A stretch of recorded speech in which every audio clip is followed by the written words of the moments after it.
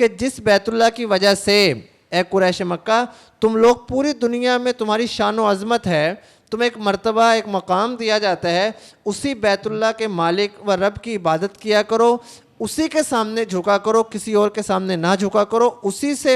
اپنی حاجتیں پوری کروایا کرو، کسی اور سے نہ مانگا کرو۔ وہی ہے جس کی وجہ سے تم اتنے مرتبے پہ پہنچ گئے، تمہیں اتنی عزتیں مل رہی ہیں۔ دینی اور دنیاوی معلومات کے لیے اس چینل محمد اسامہ شاہ الوی کو سبسکرائب کریں۔ نحمدہ ونصلی ونسلم علی رسولہ الکریم، اما بعد فاعوذ باللہ من الشیطان الرجیم، بسم اللہ الرحمن الرحیم۔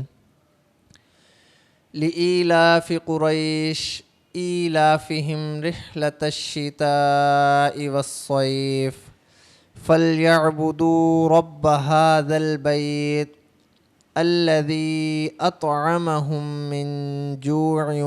وآمنہم من خوف۔ صدق اللہ العظیم۔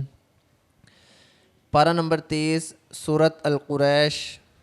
آیت نمبر 1 تا آیت نمبر 4 تک تلاوت کی ہے۔ ان آیات مبارکہ کا ترجمہ: لإیلاف قریش، ہم نے ہلاک کیا ہاتھی والوں کو واسطے محبت ڈالنے قریش کے لوگوں کے دلوں میں۔ یہ میں نے پچھلا اس کا سارا ترجمہ جو بریکٹ کے اندر بھی تھا وہ ملا کے میں نے آپ کو سمجھایا ہے کہ جو ماقبل ہم نے صورت پڑھی تھی اس کے ساتھ اس کا ترجمہ اس طرح بنے گا، ورنہ لإیلاف قریش کا صرف ترجمہ یہ بنتا ہے واسطے محبت ڈالنے قریش کے۔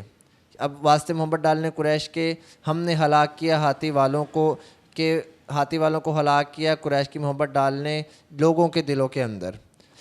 ایلافہم رحلۃ الشتاء والصیف، یعنی محبت ڈالنا ان کی سردی اور گرمی کے سفر میں۔ فلیعبدوا رب ھذا البیت، پس چاہیے کہ عبادت کریں وہ اس گھر کے رب کی، الذی اطعمہم من جوع، وہ ذات جس نے کھلایا ان کو بھوک سے، وآمنہم من خوف، اور امن دیا ان کو خوف سے۔ سورۃ القریش آیت نمبر 1 تا آیت نمبر 4 تک تلاوت کی ہے، ترجمہ بیان کیا۔ اس سورت کا ماقبل سورت کے ساتھ تعلق کہ گزشتہ سورت میں قریش پر اللہ تعالیٰ نے ایک انعام کا ذکر کیا تھا کہ ہم نے تمہارے دشمن کو جو تمہارے گھر پہنچ چکا تھا اپنی قدرت کاملہ سے اس کو ہلاک کر دیا۔ اس صورت میں اسی انعام کا ذکر فرما کر قریش کو شکریہ ادا کرنے کا اللہ تعالیٰ حکم دے رہے ہیں کہ شکریہ کے طور پر تم اپنے رب کی عبادت کرو۔ اب اگر غور کیا جائے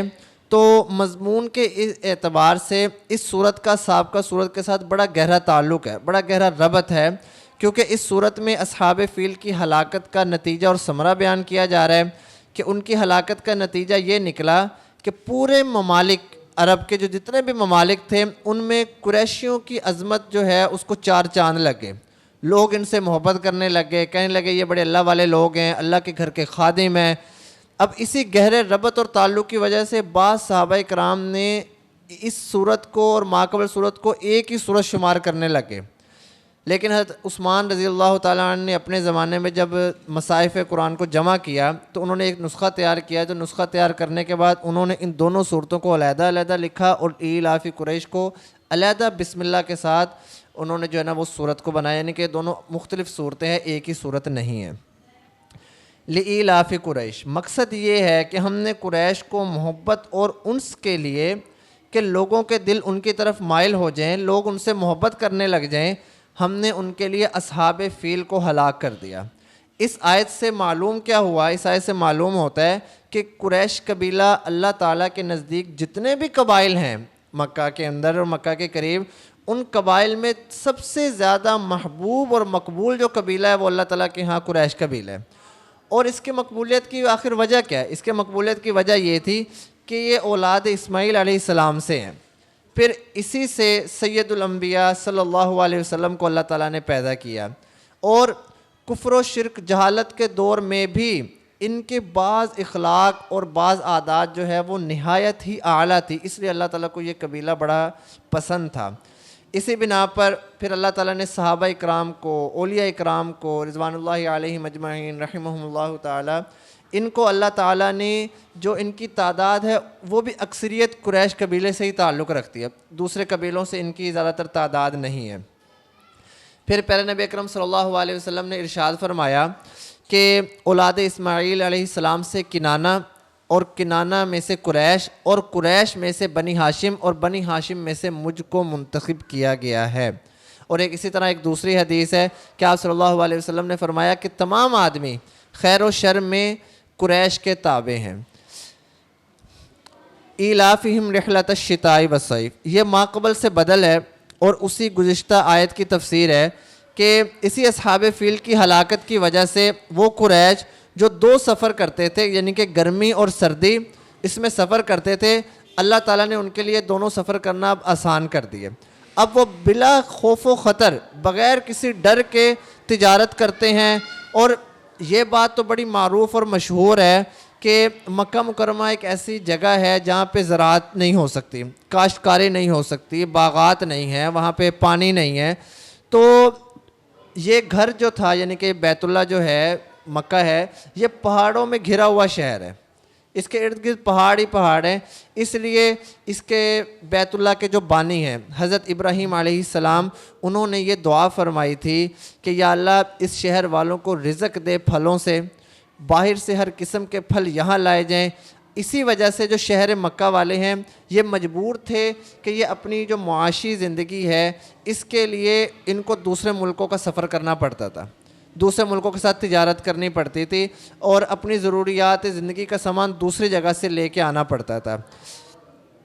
یہاں پھر جو ہے پیارے نبی اکرم صلی اللہ علیہ وسلم کے جد امجد یعنی کہ ہاشم، جن نے قریش کو اس بات پر آمادہ کر لیا کہ وہ دوسرے ملکوں کے ساتھ تجارت کریں، چنانچہ قریش تیار ہو گئے۔ یہ سال میں دو سفر کرتے تھے، ایک سردی میں کرتے تھے، ایک گرمی میں کرتے تھے۔ سردی میں جو کا زمانہ تھا وہ وہاں یمن کا سفر کرتے تھے، اور گرمی کے زمانے میں ملک شام کا سفر کرتے تھے کیونکہ وہ ٹھنڈا ملک تھا۔ تو یہ سفر ان کو خوب تجارتی منافع حاصل کرتے، اور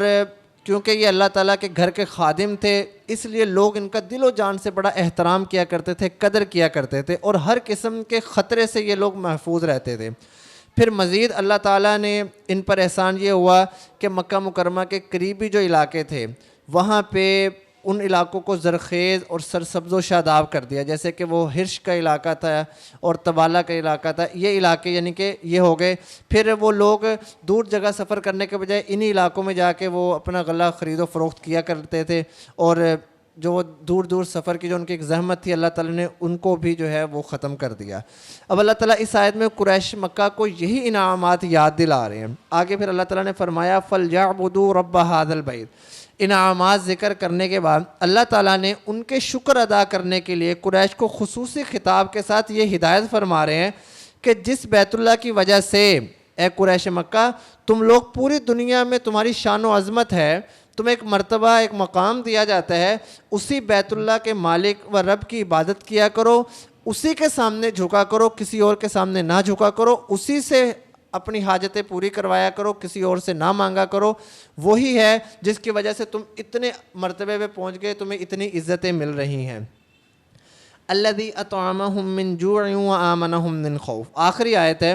آیت کریمہ میں اللہ تعالیٰ پھر دو خصوصی نعمتوں کا ذکر کر کے قریش کو عبادت کی طرف متوجہ کر رہے ہیں۔ پہلی کیا چیز تھی؟ پہلی چیز تھی اطعام، یعنی کہ کھانا، یعنی یہ کہ اللہ تعالیٰ نے اتنی بڑی نعمت یہ کی ہے کہ کھانے پینے کی تمام ضروریات تمہیں مہیا فرما دی۔ پھر دوسرا تھا امن، کہ اللہ تعالیٰ نے تمہارے شہر مکہ کو امن کا گہوارہ بنا دیا، جتنا بھی فسادی شخص ہو، جھگڑالو شخص ہو، وہ یہاں پہ قتل و قتال کی جرت بھی نہیں کر سکتا، فسادات کی جرت بھی نہیں کر سکتا۔ اور ایک آدمی کو پرسکون زندگی گزارنے کے لیے دو چیزوں کی ضرورت ہوتی ہے، کھانا پینا، اور امن کے لیے جو ہے اس کو امن دے دیا جائے کہ کھانا پینا دے دیا جائے، امن دے جائے کہ تجھے کوئی تنگ نہیں کرے گا۔ تو اللہ تعالیٰ کہہ رہے ہیں کہ ہم نے یہ دو نہایت ہی ضروری چیزیں جو تھیں ہم نے ان کو یہ مہیا کر دی۔ اب اس آیت سے ایک اور چیز معلوم ہوتی ہے کہ جو شخص بھی اللہ تعالیٰ کی عبادت کرے گا اللہ تعالیٰ ان کو ان دو نعمتوں سے ضرور نوازے گا، یعنی کہ اللہ تعالیٰ اس کے رزق میں بھی اضافہ کرے گا اور اللہ تعالیٰ اس کو امن بھی دے گا، اور جو شخص اللہ تعالیٰ کی عبادت نہیں کرے گا تو اللہ تعالیٰ ان سے یہ دونوں چیزوں کو سلب کر لے گا۔ اب ایک فائدہ یہاں پہ یہ بھی سن لیں، فائدہ بھی سن لیں اور اس پورے کا ایک وظیفہ بھی، کہ جس شخص کو کسی دشمن کا خطرہ ہو یا کسی مصیبت کا خطرہ ہو، اور بعض نے تو یہ بھی لکھا ہے کہ کاروبار کے اندر بھی اگر کوئی مسائل اور پریشانیاں ہیں تو پھر وہ اس صورت کو اگر بارہا پڑھتا ہے تو اللہ تعالیٰ جو ہے وہ اس کی جتنے بھی مصیبتیں اور پریشانیاں ہیں اس کو دور کرے گا۔ یہ بڑا مجرب وظیفہ ہے، اس لیے یہ صورت کو ہمیں اپنی عام حالات کے اندر معمول بنا لینا چاہیے۔ خاص طور پہ اگر کسی کو دشمنی وغیرہ کا خطرہ ہے پھر تو اس کو یہ صورت لازمی پڑھنی چاہیے۔ اللہ تعالیٰ سے دعا ہے کہ اللہ تعالیٰ ہمیں قرآن پاک پر صحیح طریقے سے عمل کرنے کی توفیق عطا فرمائے۔ وما علینا الا البلاغ المبین۔ دینی اور دنیاوی معلومات کے لیے اس چینل محمد اسامہ شاہ الوی کو سبسکرائب کریں۔